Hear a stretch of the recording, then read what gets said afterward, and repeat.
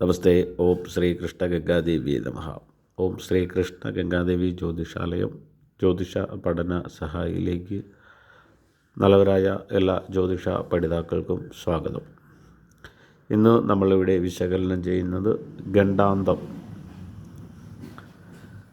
ഖണ്ഡാന്തം.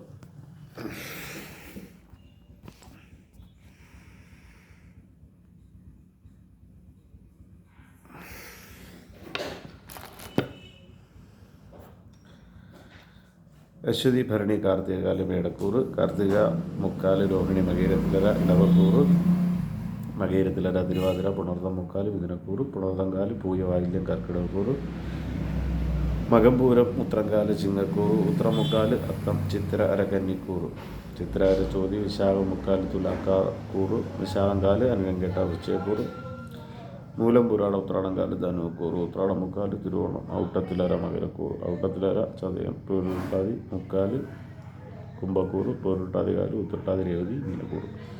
ഇങ്ങനെ 12 രാശികളിലായി 2.25 നക്ഷത്രങ്ങൾ വീതം 27 നക്ഷത്രങ്ങളെ ക്രമീകരിച്ചിരിക്കുന്നു.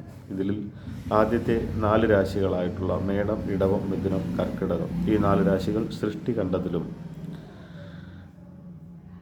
ചിങ്ങം, കന്നി, തുലാം, വൃശ്ചികം, ഈ 4 ഖണ്ഡങ്ങൾ സ്ഥിതിഖണ്ഡത്തിലും, ധനു, മകരം, കുംഭം, മീനം, ഈ 4 ഖണ്ഡങ്ങൾ സംഹാര ഖണ്ഡത്തിലും വരുന്നു.